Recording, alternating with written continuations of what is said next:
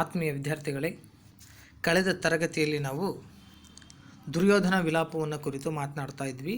ಅದರಲ್ಲಿ ದುರ್ಯೋಧನ ಯಾರನ್ನ ಕುರಿತು ವಿಲಾಪವನ್ನು ಮಾಡ್ತಾನೆ ಅನ್ನೋದ್ರ ಬಗ್ಗೆ ನಾವು ಚರ್ಚೆ ಮಾಡ್ತಾ ಇದ್ವಿ. ಮೊದಲಿಗೆ ತಾನು ರಣರಂಗವನ್ನು ಪ್ರವೇಶ ಮಾಡುವಾಗ ಮೊದಲಿಗೆ ಕಂಡು ಬರ್ತಕ್ಕಂತಹ ವ್ಯಕ್ತಿ ಅದು ದ್ರೋಣರನ್ನು ಕುರಿತು ಆತನ ಬಿಲ್ವಿದ್ಯೆ ಸಾಮರ್ಥ್ಯ, ಯುದ್ಧದ ಸಾಮರ್ಥ್ಯವನ್ನು ಕುರಿತು ಒಂದಿಷ್ಟು ವಿಲಾಪವನ್ನು ಮಾಡ್ತಾ ಮುಂದೆ ಹೋಗ್ತಾನೆ. ಮುಂದೆ ಹೋದ ನಂತರದಲ್ಲಿ ಅಲ್ಲಿ ಅಭಿಮನ್ಯುವಿನ ಕಳೆಬರಹ ಸಿಗುತ್ತೆ. ಅಲ್ಲಿ ನಿಂತು ಅಭಿಮನ್ಯುವಿನ ಪರಾಕ್ರಮ, ಶೌರ್ಯದ ಬಗ್ಗೆ, ಸಾಹಸದ ಬಗ್ಗೆ ಮಾತನಾಡ್ತಾ ನಿನ್ನ ಮರಣದಲ್ಲಿ ನನಗೂ ಕೂಡ ನಿನ್ನಂತಹ ವೀರ ಮರಣವೇ ಸಂಭವಿಸಲಿ ಅಂತ ಕೇಳಿಕೊಂಡು ಮುಂದೆ ಹೋಗುವಾಗ ತನ್ನ ಮಗನಾದಂತಹ ಲಕ್ಷ್ಮಣ ಕುಮಾರ ಆತನಿಗೆ ಸಿಗ್ತಾನೆ. ಅಲ್ಲಿ ದುರ್ಯೋಧನ ಕೇಳಿಕೊಳ್ಳುವಂಥದ್ದು ಇಷ್ಟೇ, ತಂದೆಗೆ ಜಲಾಂಜಲಿಯನ್ನು ಕೊಡುವಂಥದ್ದು ಲೋಕರೂಢಿಯಾಗಿರ್ತಕ್ಕಂಥದ್ದು, ಅದು ಉಚಿತವಾಗಿರುವಂಥದ್ದು. ಅದು ಕೆಟ್ಟು ನಿನಗೆ ನಾನು ಕೊಡುವಂತಾಯ್ತಲ್ಲ ಮಗನೇ, ನೀನು ಈ ಕ್ರಮವನ್ನು ಏಕೆ ವ್ಯತ್ಯಾಸ ಮಾಡಿದೆ, ಯಾಕೆ ನೀನು ಬದಲು ಮಾಡಿದೆ ಅಂತೇಳಿ ಕೇಳ್ಕೊಳ್ತಾ ಇದ್ದಾನೆ.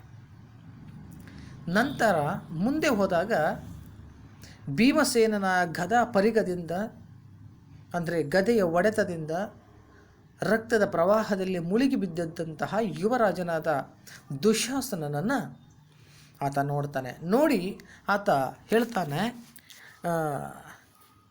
ನಿನ್ನನ್ನು ಕೊಂದವನು ಇನ್ನೂ ಬದುಕಿದ್ದಾನೆ, ಆದರೆ ನಿನ್ನ ಕೊಂದವನನ್ನು ಒಡೆದು ನಾನು ಕೊಲ್ಲದೆ ಬಿಟ್ಟಿದ್ದೇನೆ, ನಾನು ಬದುಕಿದ್ದೇನೆ. ಹಾಗಾಗಿ ನೀನು ತೋರಿದ ಪ್ರೀತಿಗೆ ನಾನು ತೋರಿದ ಸೌಜನ್ಯ ಇಷ್ಟು ಸಾಲದೆ, ಇಷ್ಟೇನಾ? ನೀನು ತೋರಿರ್ತಕ್ಕಂತಹ ಪ್ರೀತಿಗೆ ನನ್ನ ಸೌಜನ್ಯ ಇಷ್ಟೇ ಅಂಥೇಳಿ ಮಾತನಾಡ್ತಾ ಹೋಗ್ತಾ ಇದ್ದಾನೆ ಮುಂದಕ್ಕೆ. ಮತ್ತು ಆತ ತೋರಿರ್ತಕ್ಕಂತಹ ಸೌಜನ್ಯ ಯಾವುದು, ಪ್ರೀತಿ ಯಾವುದು ಅಂದರೆ ದುರ್ಯೋಧನ ಸಹೋದರನಾಗಿರುವ ದುಶ್ಯಾಸನ ದುರ್ಯೋಧನನಿಗೆ ತೋರಿರ್ತಕ್ಕಂಥ ಪ್ರೀತಿ ಯಾವುದು, ಸೌಜನ್ಯ ಯಾವುದು ಅಂತ ನೋಡಿದರೆ, ದುರ್ಯೋಧನ ತೋರಿರ್ತಕ್ಕಂತಹ ಸೌಜನ್ಯ ನೋಡಿ ಏನು ಅಂತಂದರೆ, ಜನನಿ ಸ್ತನ್ಯಮನ್ ಆನುಂಡೆನ್ ಬಳಿಕ್ಕನಿ ಸೋಮಾಮೃತಂ ದಿವ್ಯ ಭೋಜನಂ ಎಂಬ ಇಂತಿವನ್ ಉಂಡೆನ್ ಆಮ್ ಬಳಿಕೆ ನೀ ಬಾಲತ್ವದಿಂದ ಎಲ್ಲಿಯೂ ವಿನಯ ಉಲ್ಲಂಘನ ಮಾಡುವುದಿಲ್ಲ. ಮರಣಕ್ಕೆ ಹಿಂದೆ ನೀ ಮುಂಚಿದೈ ಮೊನೆಯೋಳ್ ಸೂಳ್ ತಡಮಾಯಿತು ಇದೊಂದೆಡೆಯೊಳು ಆ ವತ್ಸ ದುಶ್ಯಾಸನ ಅಂತ ಹೇಳ್ತಾ ಇದ್ದಾನೆ. ಅಂದರೆ ತಾಯಿಯ ಎದೆ ಹಾಲನ್ನು ಮೊದಲು ಕುಡಿದವನು ನಾನು, ನಂತರ ನೀನು ಸೋಮಾಮೃತ ದಿವ್ಯ ಭೋಜನಗಳನ್ನು ಎಂಬ ಇತ್ಯಾದಿಗಳನ್ನು ಮೊದಲು ಉಂಡವನು ನಾನು, ನಂತರ ನೀನು. ಆದರೆ ಮರಣಕ್ಕೆ ಮಾತ್ರ ಯಾಕೆ ನೀನು ಮುಂದಾದೆ? ಇದೊಂದು ಕಡೆ ಮಾತ್ರ ತಡ ಆಯಿತು ವತ್ಸ ದುಶ್ಯಾಸನ, ಅಂದರೆ ಮಗನೇ ದುಶ್ಯಾಸನ ಅಂತೇಳಿ ದುರ್ಯೋಧನ ಕೇಳ್ಕೊಳ್ತಾ ಇದ್ದಾನೆ. ಮುಂದೆ ಹೋಗ್ತಾ ಇದ್ದಾನೆ ದುರ್ಯೋಧನ. ಮುಂದೆ ಹೋದಾಗ ಅಲ್ಲಿ ಕರ್ಣನ ಕಳೆಬರ ಆತನಿಗೆ ಕಾಣಿಸುತ್ತೆ. ಆತ ಹೇಳ್ತಾ ಇದ್ದಾನೆ, ಎಂದು ವಿಪ್ರಲಾಪಂಗೆಯ್ದು ತನ್ನ ತಮ್ಮನ ಕಳೆಬರಮಂ ನೋಡಲಾರದೆ ಅಲ್ಲಿ ತಳರ್ದು ದಿನಕರ ತನುಜನಂ ರಾಜರಾಜಂ ನೋಡಿ ಬಾಷ್ಪವಾರಿ ದಾರಾಪೂರಿತ ಲೋಚನಂ ಆಗಿ. ನೋಡಿ, ಅಷ್ಟು ದುಃಖದಿಂದ ಕೂಡಿರ್ತಕ್ಕಂತಹ ದುರ್ಯೋಧನ ತನ್ನ ದುಶ್ಯಾಸನನಾಗಿರುವಂತಹ, ಅಂದರೆ ತನ್ನ ಸೋದರನಾಗಿರುವ ದುಶ್ಯಾಸನನನ್ನು ನೋಡ್ತಾ ತುಂಬ ದುಃಖಿತಗೊಂಡು ವಿಪ್ರಲಾಪಂಗೆಯ್ದು ವಿಲಾಪವನ್ನು ಮಾಡ್ತಾನೆ, ದುಃಖವನ್ನು ವ್ಯಕ್ತಪಡಿಸ್ತಾ ಇದ್ದಾನೆ, ಪ್ರಲಾಪವನ್ನು ಮಾಡ್ತಾ ಇದ್ದಾನೆ. ಹಾಗಾಗಿ ನೋಡಿ, ತನ್ನ ತಮ್ಮನ ಅಂದರೆ ತನ್ನ ತಮ್ಮನಾಗಿರುವಂತಹ ದುಶ್ಯಾಸನನ ಕಳೆಬರ ಅಂದರೆ ತನ್ನ ತಮ್ಮನ ದೇಹವನ್ನು, ಅಂದರೆ ಶವವನ್ನು ನೋಡೋದಕ್ಕೂ ಸಾಧ್ಯ ಆಗದೆ ಅಲ್ಲಿಂ ಅಂದರೆ ಅಲ್ಲಿಂದ ತಳರ್ದು ಅಂದರೆ ಅಲ್ಲಿಂದ ಹೊರಟು ದಿನಕರ ತನುಜ ಅಂದರೆ ಸೂರ್ಯನ ಮಗ, ತನುಜ ಅಂದರೆ ಮಗ, ದಿನಕರ ಅಂದರೆ ಸೂರ್ಯನ ಮಗನಾಗಿರುವಂಥವನು ಯಾರು? ಕರ್ಣ. ದಿನಕರ ತನುಜನಂ ಅಂದರೆ ದಿನಕರನ ಮಗನಾಗಿರುವ ಕರ್ಣನನ್ನು ರಾಜರಾಜಂ ಅಂದರೆ ಚಕ್ರವರ್ತಿಯಾಗಿರುವಂತಹ ದುರ್ಯೋಧನ ನೋಡಿ ಬಾಷ್ಪವಾರಿ ಧಾರಾಪೂರಿತ ತುಂಬ ಧಾರಾಕಾರವಾಗಿ ಲೋಚನಮಾಗಿ ಕಣ್ಣೀರು ತುಂಬಿಕೊಂಡವನಾಗಿ ಧಾರಾಕಾರವಾದಂತಹ ಕಣ್ಣೀರಿನಿಂದ ಕೂಡಿದ್ದಾನೆ ದುರ್ಯೋಧನ. ಹೀಗೆ ಕಣ್ಣೀರಿನಿಂದ ಕೂಡಿಕೊಂಡಿರ್ತಕ್ಕಂತಹ ದುರ್ಯೋಧನ ತನ್ನ ಪ್ರಾಣ ಸ್ನೇಹಿತನಾಗಿರುವಂತಹ ಕರ್ಣನ ಶವವನ್ನು ನೋಡ್ತಾ ಇದ್ದಾನೆ, ಕಳೆಬರವನ್ನು ನೋಡ್ತಾ ಇದ್ದಾನೆ. ಹೀಗೆ ರೋದಿಸಿ ಅಲ್ಲಿಂದ ಹೊರಟು ಬರುವಾಗ ಆತನಿಗೆ ತನ್ನ ಕರ್ಣನ ಕಳೆಬರ ಕಾಣುತ್ತೆ. ನೋಡಿ ಏನು ಹೇಳ್ತಾ ಇದ್ದಾನೆ ಕರ್ಣನನ್ನು ನೋಡಿ, ಆನುಂ ದುಶ್ಯಾಸನನಂ ನೀನು ಮೂವರೇ ದಲಾಥನ್ ನೋಡಿ ದಲ ಆತನ್ ಕಳಿದ ಬಳಿಕ ಆನುಂ ನೀನೆ ದಲ್ ಈಗಳ್ ನೀನುಂ ಅಗಲ್ದೆ ಎತ್ತ ಓದೆ ಅಂಗಾಧಿಪತಿ. ಈ ಸಾಲು ನಿಮಗೆ ಸಂದರ್ಭಕ್ಕೆ ಕೇಳ್ತಾರೆ, ಅದನ್ನು ನೀವು ಅಬ್ಸರ್ವ್ ಮಾಡ್ಬೋದು. ಯಾವುದು? ನೀನುಂ ಅಗಲಿ ಎತ್ತ ಓದೆ ಅಂಗಾಧಿಪತಿ ಅನ್ನುವಂಥ ಈ ಸಾಲನ್ನು ನಿಮಗೆ ಸಂದರ್ಭಕ್ಕೆ ಕೇಳುವಂಥ ಸಾಧ್ಯತೆ ಇದೆ. ವೆರಿ ಇಂಪಾರ್ಟೆಂಟ್ ಸಾಲು, ಕರೆಕ್ಟಾಗಿ ನೀವು ಇದನ್ನು ಅಬ್ಸರ್ವ್ ಮಾಡಿ. ನೀನುಂ ಮಗಲ್ದೆ ಎತ್ತ ಓದೆ ಅಂಗಾಧಿಪತಿ ಅಂತ ಹೇಳ್ತಾ ಇದ್ದಾನೆ ದುರ್ಯೋಧನ. ನೋಡಿ, ಆನುಂ ಅಂತಂದರೆ ನಾನು, ದುಶ್ಯಾಸನನು ಅಂದರೆ ದುಶ್ಯಾಸನ,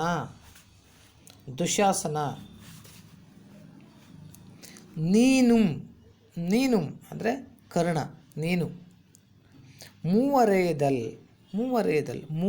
ಅಲ್ಲವೇ?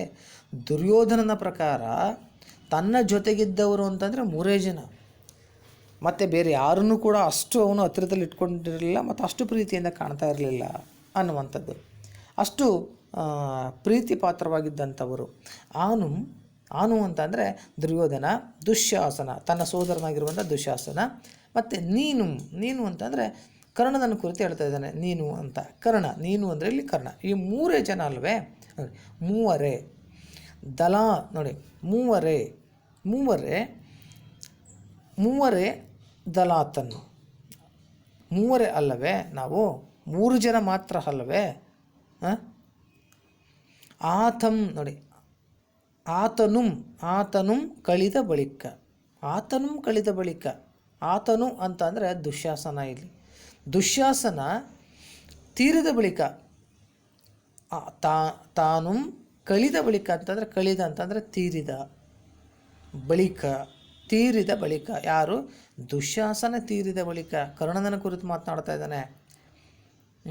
ನಾನು ಮತ್ತು ದುಶ್ಯಾಸನ ನೀನು ಇದ್ದವರು ನಾವು 3 ಜನ ಅಲ್ವೇ? 3 ಜನ. ಆದರೆ ದಲ ಅಂತಂದರೆ ಇಲ್ಲಿ ದುಶ್ಯಾಸನ, ಆತನು ಅಂದರೆ ದುಶ್ಯಾಸನನು ಕಳಿದ ಬಳಿಕ, ದುಶ್ಯಾಸನ ತೀರಿದ ಬಳಿಕ, ಆನುಂ ನೀನೆ ಅಂದರೆ ನಾನು ಮತ್ತು ನೀನೆ, ದಲ್ ಈಗಳ್ ದಿಟ ಅಲ್ಲವೇ? ದುಶ್ಯಾಸನ ತೀರಿದ ನಂತರದಲ್ಲಿ ಇದ್ದವರು ನಾನು ಮತ್ತು ನೀನು, ದಲ್ ಅಂತಂದರೆ ದಿಟ, ಈಗಳ್ ಅಂದರೆ ಅಲ್ಲವೇ, ದಲ್ ಅಂತಂದರೆ ದಿಟ, ಈಗಳ್ ಅಂತಂದರೆ ಅಲ್ಲವೇ, ದಿಟ ಅಲ್ಲವೇ? ನಾನು ಮತ್ತು ನೀನು ಇಬ್ಬರೇ ಇದ್ದವರು, ದಿಟ ಅಲ್ಲವೇ ಇದು?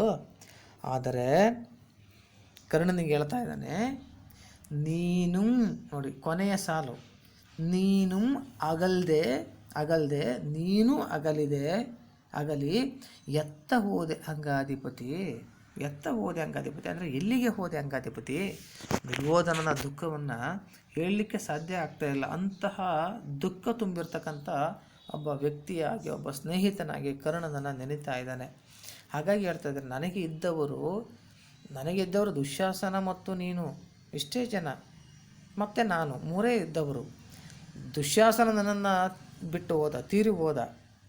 ಉಳಿದವರು ನಾನು ಮತ್ತು ನೀನು. ಇದು ಸತ್ಯ ಅಲ್ಲವೇ? ಇದು ದಿಟ ಅಲ್ಲವೇ? ಆದರೆ ಈಗ ನೀನು ಆಗಲಿ ಎತ್ತ ಹೋದೆ ಅಂಗಾಧಿಪತಿ, ನೀನು ಆಗಲಿ ನನ್ನನ್ನು ಬಿಟ್ಟು ಎತ್ತ ಹೋದೆ ಅಂತ ಹೇಳ್ತಾ ಇದ್ದಾನೆ ದುರ್ಯೋಧನ.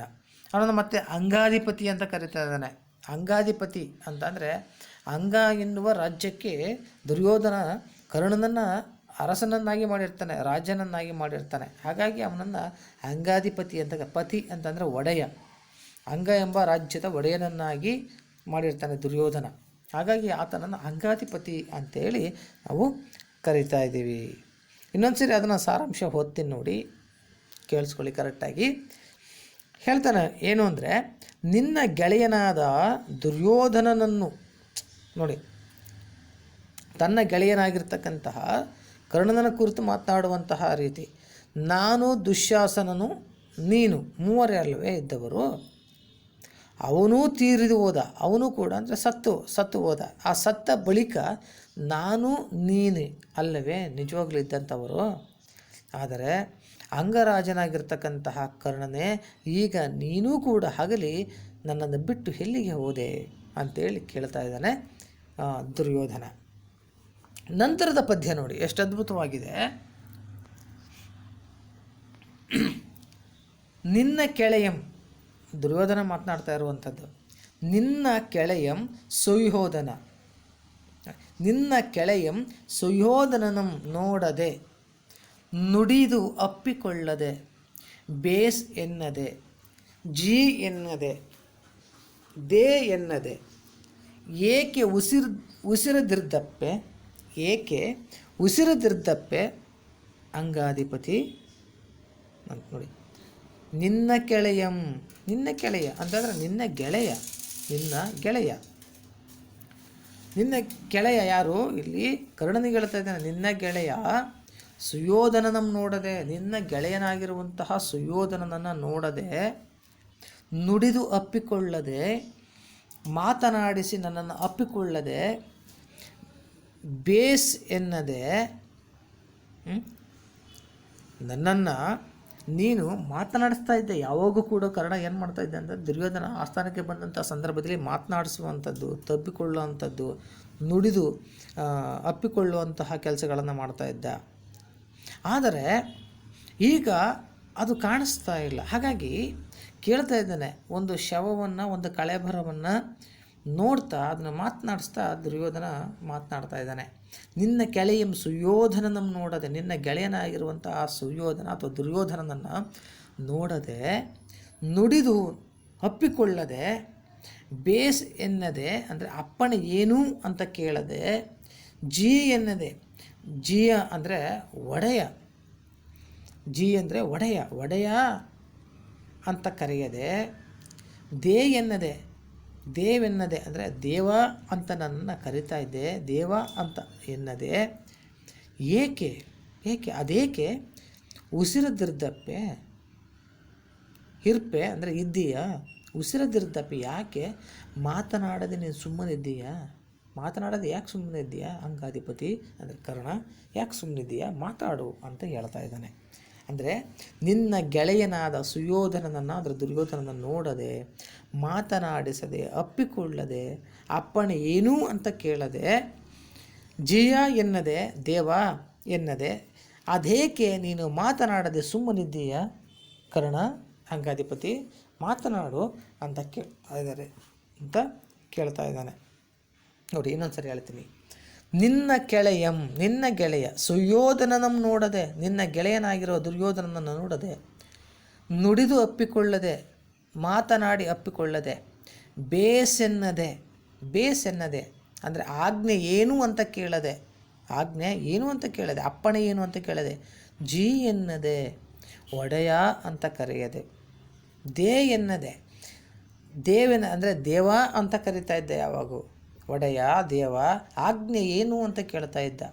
ಆದರೆ ಈಗ ಅದನ್ನು ಯಾಕೆ ನೀನು ಕೇಳ್ತಾ ಇಲ್ಲ, ಏಕೆ ಉಸಿರದಿರ್ದಪ್ಪೆ ಅಂಗಾಧಿಪತಿ, ಯಾಕೆ ನೀನು ಮಾತನಾಡ್ತಾ ಇಲ್ಲ, ಉಸಿರ ನೋಡಿ, ಏಕೆ ಉಸಿರದಿರ್ತವೆ, ಯಾಕೆ ಉಸಿರನ್ನು ಮುಂದಕ್ಕೆ ಹಾಕ್ತಾ ಇಲ್ಲ? ಹಿರ್ಪೆ ಅಂದರೆ ಇದ್ದೀಯ ಅಂಗಾಧಿಪತಿ, ಯಾಕೆ ಮಾತನಾಡದೆ ನೀನು, ಇದ್ದೀಯ ಸುಮ್ಮನಿದ್ದೀಯ ಅಂಗಾಧಿಪತಿ ಅಂತ ಕೇಳ್ಕೊಳ್ತಾ ಇದ್ದಾನೆ. ಮತ್ತೆ ಮುಂದುವರಿತಾನೆ ನೋಡಿ.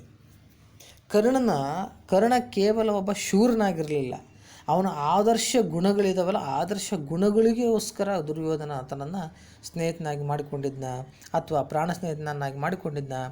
ನಾವು ಮಹಾಭಾರತದಲ್ಲಿ ಮಾತನಾಡ್ತಾ ಹೋದಾಗ ನಮಗೆ ನಮಗೆ ಅತ್ಯುತ್ತಮವಾದಂತಹ ಪ್ರಾಣ ಸ್ನೇಹಿತರು ಅಂತ ನಮಗೆ ಕಾಣಿಸೋದು ಅಂದರೆ ಅದು ದುರ್ಯೋಧನ ಮತ್ತು ಕರ್ಣ. ಯಾಕೆ ಅಂತಂದರೆ ಭಾನುಮತಿ ಅಂತಃಪುರದಲ್ಲಿ ಆ ಕರ್ಣ ಮತ್ತು ಭಾನುಮತಿ ಇಬ್ಬರು ಕೂಡ ಪಗಡೆ ಆಡುವಾಗ ಅವರು ಪಣಕ್ಕೆ ಏನು ಇಟ್ಕೊಳ್ತಾರೆ ಅಂತಂದರೆ ಏನಾದರೂ ಒಂದನ್ನು ಇಟ್ಕೊಳ್ಳೇಬೇಕು, ಮುತ್ತಿನ ಸರ. ಆಗ ಕರ್ಣ ಗೆದ್ದು ಬಿಡ್ತಾನೆ. ಕರ್ಣ ಗೆದ್ದಾಗ ಭಾನುಮತಿ ಕೊಡೋದಕ್ಕೆ ಹಿಂದೆ ಮುಂದೆ ನೋಡ್ತಾಳೆ, ಆಕೆ ಕೊರಳಿಗೆ ಕೈ ಹಾಕಿ ಮುತ್ತಿನ ಸರವನ್ನು ಕಿತ್ಕೊಳ್ಳೋದಕ್ಕೆ ಹೋಗ್ತಾನೆ. ಅವೆಲ್ಲ ಮುತ್ತುಗಳು ಕೆಳಗಡೆ ಬಿದ್ದು ಹೋಗ್ಬಿಡ್ತವೆ, ಉರುಳಿ ಹೋಗ್ತಾ ಇರ್ತವೆ. ಅಷ್ಟೊತ್ತಿಗೆ ದುರ್ಯೋಧನ ನೋಡಿಬಿಡ್ತಾನೆ. ಅದನ್ನು ದುರ್ಯೋಧನ ನೋಡಿ, ಕರ್ಣ ಈ ಮುತ್ತುಗಳನ್ನು ಆಯ್ದು ಕೊಡಲೆ ಅಂತ ಕೇಳ್ತಾನಲ್ಲ, ಯಾವ ಅನುಮಾನಗಳನ್ನು ವ್ಯಕ್ತಪಡಿಸದೆ, ಅವನ ಮೇಲೆ ಅಪನಂಬಿಕೆಗಳನ್ನು ವ್ಯಕ್ತಪಡಿಸದೆ ಆತ ಅಷ್ಟೊಂದು ನಂಬಿಕೆಯನ್ನು ಇಟ್ಟುಕೊಂಡು ಅಂತಹ ಒಳ್ಳೆಯ ಸ್ನೇಹಪೂರ್ವಕವಾದ ಪ್ರೀತಿಪೂರ್ವಕವಾದಂತಹ ಮಾತುಗಳನ್ನು ಆಡ್ತಾನೆ ಅಂತಂದರೆ ಎಷ್ಟು ಮಟ್ಟಿಗೆ ಅವರಿಬ್ಬರ ಸ್ನೇಹ ಇತ್ತು ಅನ್ನುವಂಥದ್ದನ್ನು ನಾವು ಗಮನಿಸಲೇಬೇಕಾಗಿದೆ. ಸೊ ಹಾಗಾಗಿ ಇಂತಹ ಒಳ್ಳೆಯ ಗುಣಗಳ ಜೊತೆಗೆ ಮೌಲ್ಯಗಳ ಜೊತೆಗೆ ಆತ ಎಂತಹ ಆದರ್ಶ ಗುಣಗಳನ್ನು ಇಟ್ಕೊಂಡಿದ್ದ ಅನ್ನೋದನ್ನು ಕೂಡ ಇಲ್ಲಿ ದುರ್ಯೋಧನ ವ್ಯಕ್ತಪಡಿಸ್ತಾ ಹೋಗ್ತಾನೆ. ನೋಡಿ, ಪದ್ಯ 12ನೇ ಪದ್ಯ ನೋಡಿ. ಅಂಧೃತಂ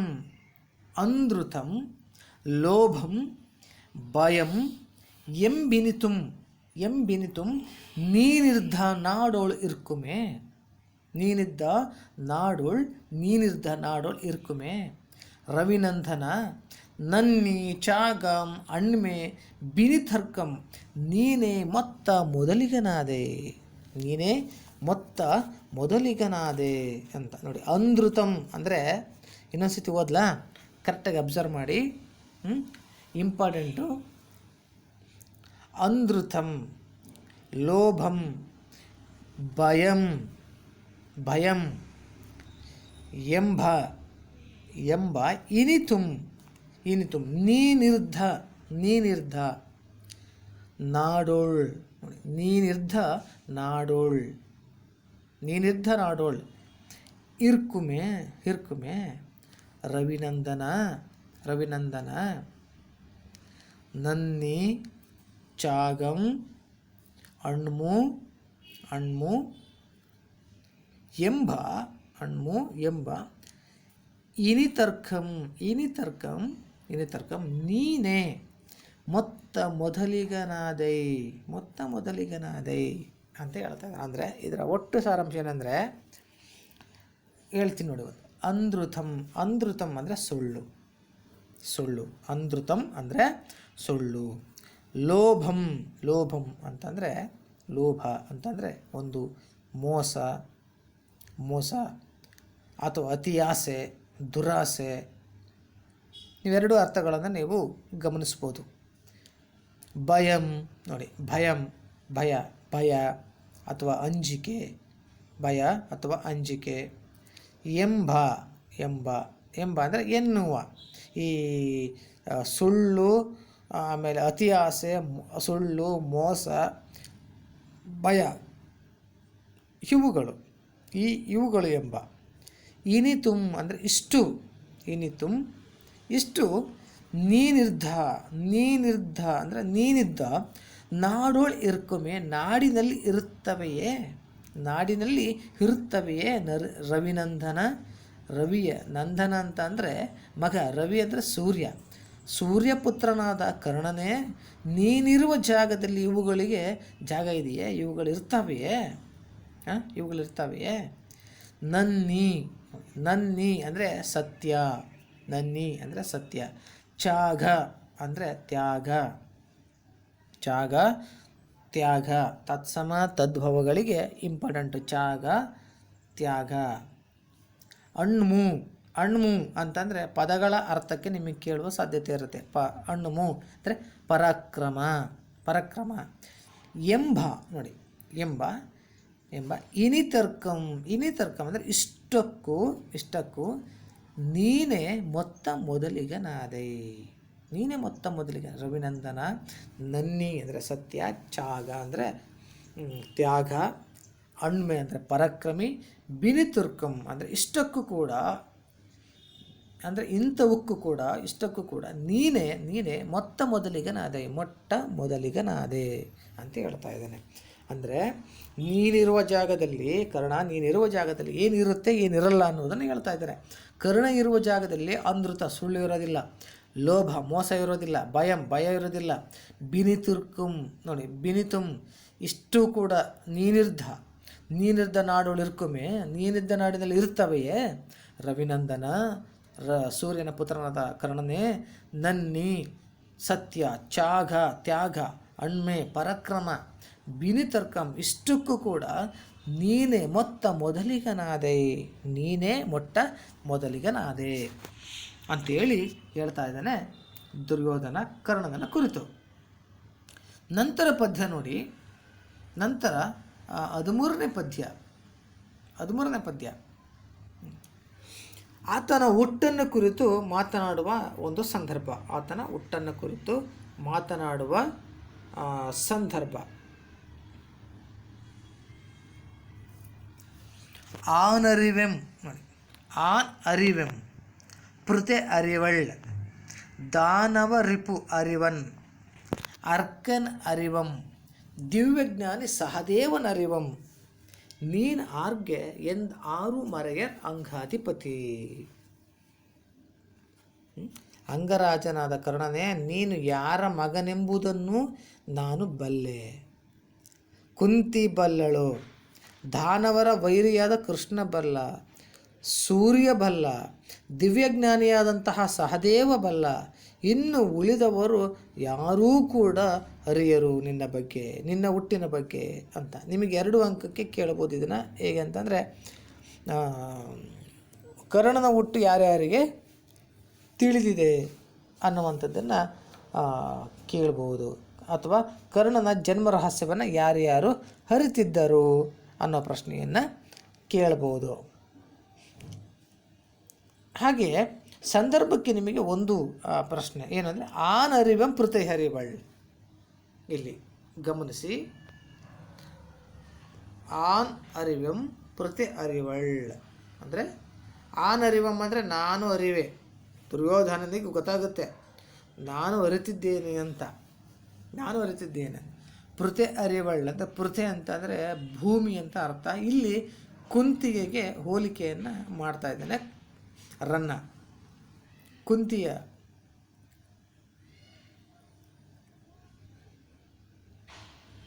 ಪೃಥೆ ಅರಿವಳ್.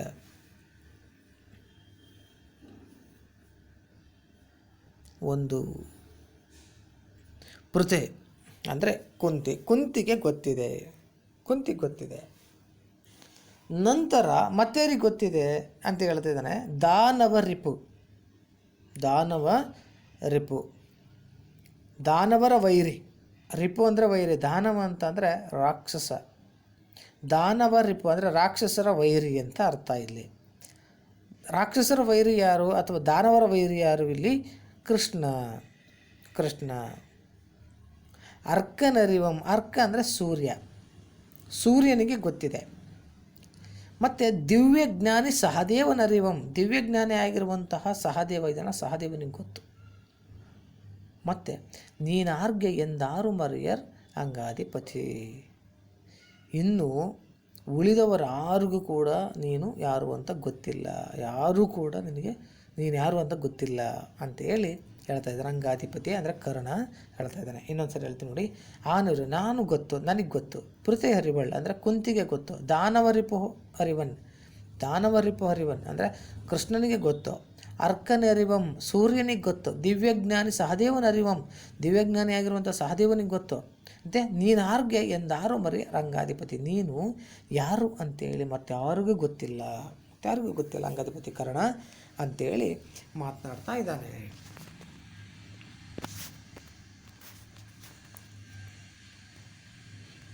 ಮುಂದೆ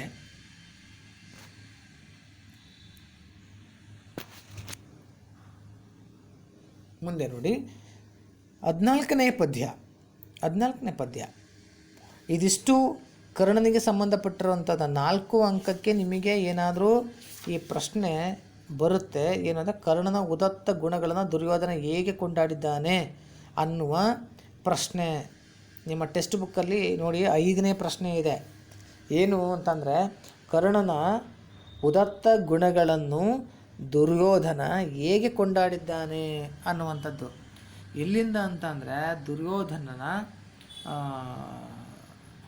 ಉದಾತ್ತ ಗುಣಗಳು ಎಲ್ಲಿದ್ದಾವೆ ಅಂತಂದರೆ, ಒಂದು 12ನೇ ಪದ್ಯ ಮತ್ತು ಅಲ್ಲಿಂದ ಇಷ್ಟೂ ಪದ್ಯಗಳು ನೋಡಿ. ಇಷ್ಟೂ ಪದ್ಯಗಳನ್ನು ನೀವು ಸಂಗ್ರಹಿಸಿ ಅಲ್ಲಿ ಬರಿಬೇಕಾಗುತ್ತೆ 4 ಅಂಕದ ಪ್ರಶ್ನೆಗಳಿಗೆ. ಇಂಪಾರ್ಟೆಂಟು 12ನೇ ಪದ್ಯ. ಓಕೆ, ನೋಡಿ ನೆಕ್ಸ್ಟ್ ಪದ್ಯನ ನೋಡೋಣ. ನೀನು ಉಳ್ಳೊಡೆ ಉಂಟು ರಾಜ್ಯಂ. ನೀನು ಉಳ್ಳೊಡೆ ಉಂಟು ರಾಜ್ಯಂ. ನೀನು ಉಳ್ಳೊಡೆ ಪಟ್ಟಮುಂಟು. ಬೆಳ್ಗೊಡೆ ಉಂಟೈ. ನೀನು ಉಳ್ಳೊಡೆ ಉಂಟು ಪೀಳಿಗೆ. ನೀನಿಲ್ಲದೆ ಇವೆಲ್ಲ ಮೊಳವೆ ಅಂಗಾಧಿಪತಿ. ನೋಡಿ, ನೀನುಳ್ಳೊಡೆ ಉಂಟು ರಾಜ್ಯಂ, ನೀನುಳ್ಳೊಡೆ ಉಂಟು ಪಟ್ಟಮುಂಟು, ಬೆಳ್ಗೊಡೆ ಉಂಟೈ, ನೀನುಳ್ಳೊಡೆ ಉಂಟು ಪೀಳಿಗೆ, ನೀನಿಲ್ಲದೆ ಇವೆಲ್ಲ ಒಳವೆ ಅಂಗಾಧಿಪತಿ ಅಂತ. ನೋಡಿ, ನೀನು ಅಂದರೆ ನೀನು, ಉಳ್ಳೊಡೆ ಇದ್ದರೆ ಏನಿದ್ದರೆ ರಾಜ್ಯ. ನೀನು ಇದ್ದರೆ ರಾಜ್ಯ, ನೀನಿದ್ದರೆ ರಾಜ್ಯ, ಇಲ್ಲ ಅಂದರೆ ಇಲ್ಲ. ಉಂಟು ರಾಜ್ಯ ಉಂಟು, ನೀನಿದ್ದರೆ ರಾಜ್ಯ ಉಂಟು. ನೋಡಿ, ನೀನುಳ್ಳೊಡೆ, ನೀನು ಇದ್ದರೆ ಪಟ್ಟಮುಂಟು. ನೀನಿದ್ದರೆ ಪಟ್ಟ ಅಂದರೆ ಕಿರೀಟ. ಪಟ್ಟ ಅಂತಂದರೆ ಕಿರೀಟ. ಇಲ್ಲಿ ಯಾಕೆ ಅಂತಂದರೆ, ಈಗಾಗಲೇ ಅಂಗ ಅನ್ನುವ ರಾಜ್ಯಕ್ಕೆ ಆತನ ಸಿಂಹಾಸನ ಮೇಲೆ ಕೂರಿಸಿ ಕಿರೀಟ ಇಟ್ಟಿದ್ದಾನೆ, ರಾಜನ ಸ್ಥಾನಮಾನವನ್ನು ಕೊಟ್ಟಿದ್ದಾನೆ. ಹಾಗಾಗಿ ನೀನುಳ್ಳೊಡೆ. ಆಮೇಲೆ ದುರ್ಯೋಧನ ಕೂಡ ಒಬ್ಬ ಚಕ್ರವರ್ತಿಯಾಗಿರೋದ್ರಿಂದ, ಆತ ಅರಸನಾಗಿರೋದ್ರಿಂದ ಅವನು ಕೇಳ್ತಾ ಇರೋಂಥದ್ದು ಏನು ಅಂದರೆ, ಕರ್ಣ ನೀನಿದ್ದರೆ ಈ ಅರಸುತನ ಅಂತ, ನೀನಿದ್ದರೆ ಈ ಕಿರೀಟ ಅಂತ, ಅಧಿಕಾರ ಎಲ್ಲವೂ ಅಂತ. ಹಾಗಾಗಿ ನೀನುಳ್ಳೊಡೆ ಉಂಟು ರಾಜ್ಯ. ನೀನಿದ್ದರೆ ರಾಜ್ಯ ಉಂಟು. ನೀನು ಉಳ್ಳೊಡೆ ಪಟ್ಟಮುಂಟು, ನೀನಿದ್ದರೆ ಪಟ್ಟ ಉಂಟು. ಬೆಳ್ಗೊಡೆ ಉಂಟೈ, ನೀನಿದ್ದರೆ ಬೆಳ್ಗೊಡೆ. ಪದಗಳನ್ನು ಬಿಡಿಸಿ ಬರೆಯೋರಿಗೆ ಕೇಳ್ತಾರೆ ನಿಮಗೆ ಬೆಳ್ಗೊಡೆ ಅನ್ನೋವಂಥದ್ದನ್ನು. ಬೆಳ್ ಪ್ಲಸ್ ಕೊಡೆ ಅಂತ ಬರೀಬೇಕಾಗುತ್ತೆ. ಬೆಳ್ ಪ್ಲಸ್ ಕೊಡೆ, ಕರೆಕ್ಟಾಗಿ ಗಮನಿಸಿ. ಬೆಳ್ ಪ್ಲಸ್ ಕೊಡೆ, ಬೆಳ್ಗೊಡೆ ಅಂದರೆ ಬಿಳಿಯ ಕೊಡೆ ಅಂತ. ಬಿಳಿಯ ಕೊಡೆ ಅದು ರಾಜನ ರಥದ ಮೇಲ್ಗಡೆ ಒಂದು ಛತ್ರಿ ಆಕಾರದಲ್ಲಿ ಇರುತ್ತೆ ಒಂದು ಕೊಡೆ, ಅದನ್ನು ಬೆಳ್ಗೊಡೆ ಅಂತ ಕರಿತಾ ಇದ್ದಾರೆ. ನೀನು ನೋಡಿ, ನೀನು ಉಳ್ಳೊಡೆ ಉಂಟು ಪೀಳಿಗೆ. ನೀನಿದ್ದರೆ ಉಂಟು ಪೀಳಿಗೆ ಅಂದರೆ ಪೀಳಿಗೆ ಅನ್ನುವಂಥದ್ದನ್ನು ವಂಶ ಅಂತಲೂ ಕರಿಬೋದು, ನೀವು ಸಿಂಹಾಸನ ಅಂತ ಬೇಕಾದರೂ ಕರಿಬೋದು. ನೀನಿದ್ದರೆ ಈ ವಂಶ ಸಿಂಹಾಸನ ಉಂಟು ಅಂತ. ನೀನಿಲ್ಲದೆ ಇವೆಲ್ಲ ಮೊಳವೆ. ನೀನಿಲ್ಲ ಅಂದರೆ ಇವೆಲ್ಲವೂ ಕೂಡ ಒಳವೆ, ಅಂದರೆ ಇವೆಲ್ಲವೂ ಕೂಡ ಇರಲಿಕ್ಕೆ ಸಾಧ್ಯ ಇಲ್ಲ. ಇವ್ಯಾವು ಕೂಡ ಇರಲಿಕ್ಕೆ ಸಾಧ್ಯ ಇಲ್ಲ, ನಶ್ವರ ಅನ್ನುವಂಥದ್ದನ್ನು ಹೇಳ್ತಾ ಇದ್ದಾನೆ. ಒಂದು ಸರಿ ಅದರ ಭಾವಾರ್ಥವನ್ನು ಹೇಳ್ತೀನಿ ನೋಡಿ.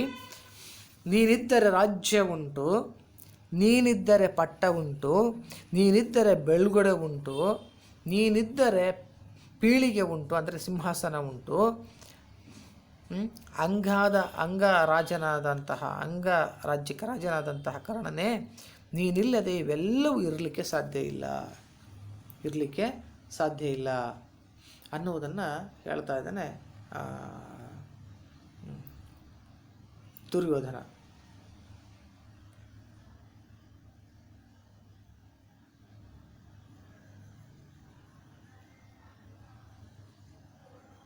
ಕೊನೆಯ ಒಂದು ಪದ್ಯವನ್ನು ನಾವೀಗ ನೋಡೋಣ. ಅರಿಬೇಡೆ ಕವಚಮಂ ನೀನ್ ಅರಿದಿತ್ತೈ, ಕವಚಮಂ ನೀನ್ ಅರಿದಿತ್ತೈ, ಕುಂತಿ ಬೇಡೆ ಪುರುಗಣೆಯಂ, ಕುಂತಿ ಬೇಡೆ ಬೇಗಡದೆ ಕೊಟ್ಟೈ, ಬೇಗಡದೆ ಕೊಟ್ಟೈ, ಪುರಿಗಣೆಯಂ ನಿನಗೆಣೆ ಕಸವರಗಲಿ ಮೈಗಲಿಯೂಂ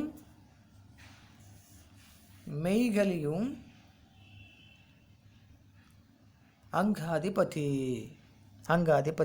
ಅಂತ ಹೇಳ್ತಾ ಇದ್ದಾನೆ. ಇಲ್ಲಿ ಹರಿ ಅಂತಂದರೆ ಇಂದ್ರ, ಹರಿ ಅಂತಂದರೆ ಇಂದ್ರ. ಕವಚಮಂ ಅಂದರೆ ಕವಚವನ್ನು ಹರಿ ಬಂದು ಬೇಡಿದಾಗ ನೀನು ಕವಚವನ್ನು ಏನು ಮಾಡ್ದೆ? ಅರಿದಿತ್ತೈ, ಕತ್ತರಿಸಿಕೊಟ್ಟೆ. ಹರಿ ಬಂದು ಬೇಡಿದಾಗ ನೀನು ತನ್ನ ಕವಚವನ್ನು ಕತ್ತರಿಸಿ, ನೋಡಿ, ನೀನು ಅರಿದಿತ್ತೈ ಅಂದರೆ ನೀನು ಕತ್ತರಿಸಿಕೊಟ್ಟೆ. ಕುಂತಿ ಬೇಡೆ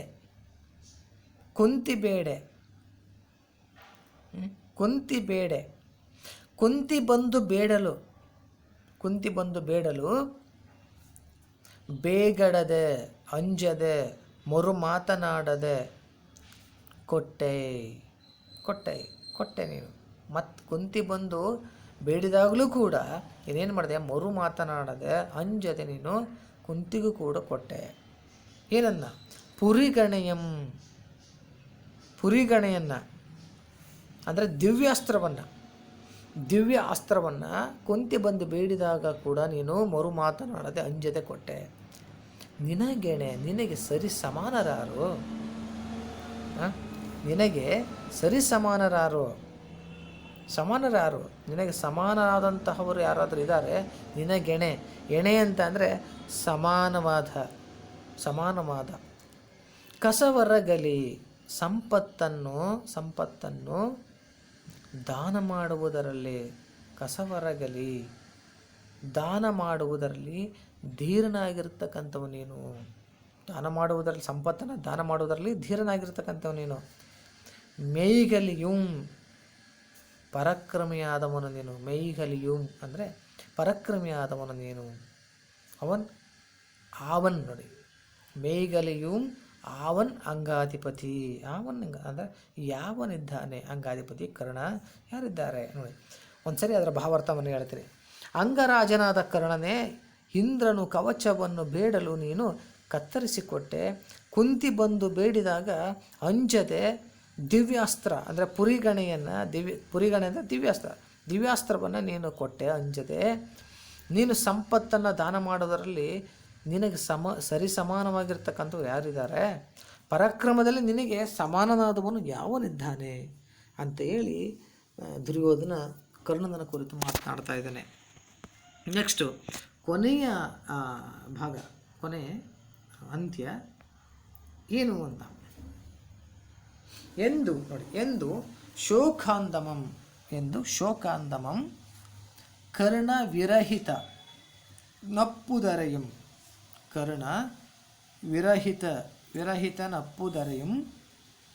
ಸಂಕ್ರಂದನ ನಂದನಂಗೆ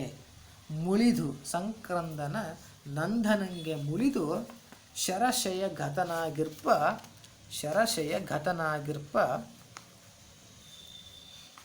ನದೀನಂದನನ ಚರಣಾರವಿಂದ ವಂದನಂಗೆಯಲೆಂದು ಗಾಂಧಾರಿ ನಂದನನ್ ನೈದವಂದಂ ಅಂತ. ಎಂದು ಅಂದರೆ ಎಂಬುದಾಗಿ. ಶೋಕಾಂದ ದುಃಖದಿಂದ ಕಂಗೆಟ್ಟ. ಕರ್ಣ ವಿರಹಿತನ್ ಅಪ್ಪುದರೆಯಂ ಅಂದರೆ ಕರ್ಣನ ವಿಯೋಗದಿಂದಾಗಿ, ಅಂದರೆ ಕರ್ಣನನ್ನು ಕಳೆದುಕೊಂಡ ಕಾರಣಕ್ಕಾಗಿ. ಸಂಕ್ರಂದನ ನಂದಂಗೆ ಅಂದರೆ ಇಂದ್ರನ ಮಗನಾದ ಅರ್ಜುನನಿಗೆ ಅಥವಾ ಅರ್ಜುನನ ಮೇಲೆ. ಸಕ್ರಂದನ ನಂದನಂಗೆ ಅಂದರೆ ಇಂದ್ರನ ಮಗನಾದಂಥ ಅರ್ಜುನನ ಮೇಲೆ ಮುಳಿದು ಕೋಪಗೊಂಡು ಶರಶಯಘತನಾಗಿರ್ಪ ಬಾಣಗಳ ಹಾಸಿಗೆಯ ಮೇಲೆ ಮಲಗಿದ ನದೀನಂದನ ಅಂದರೆ ಭೀಷ್ಮ, ನದಿಯ ಮಗ ಭೀಷ್ಮ. ನೋಡಿ, ಚರಣಾರವಿಂದ ವಂದನಂಗೈಯಲೆಂದು, ಚರಣಾರವಿಂದ ವಂದನಂಗೈಯಲೆಂದು ಅಂದರೆ ಆ ಭೀಷ್ಮನ ಪಾದ ಕಮಲಗಳಿಗೆ ನಮಸ್ಕರಿಸಲೆಂದು ಗಾಂಧಾರಿ ನಂದನನ್ ಎಯ್ದ ಬಂದಾಗಳ್. ಗಾಂಧಾರಿ ನಂದನನಾಗಿರುವಂಥ ಅಂದರೆ ಗಾಂಧಾರಿ ದುರ್ಯೋಧನ ತಾಯಿ. ಆ ಗಾಂಧಾರಿಯ ಮಗನಾಗಿರ್ತಕ್ಕಂತಹ ದುರ್ಯೋಧನನು ಎಯ್ದ ಒಂದೆಂಬುದ ಸಮೀಪಕ್ಕೆ ಬಂದನು ಅನ್ನುವಂಥದ್ದು. ಇನ್ನೊಂದು ಸರಿ ಅದನ್ನು ಹೇಳ್ತೀನಿ ನೋಡಿ.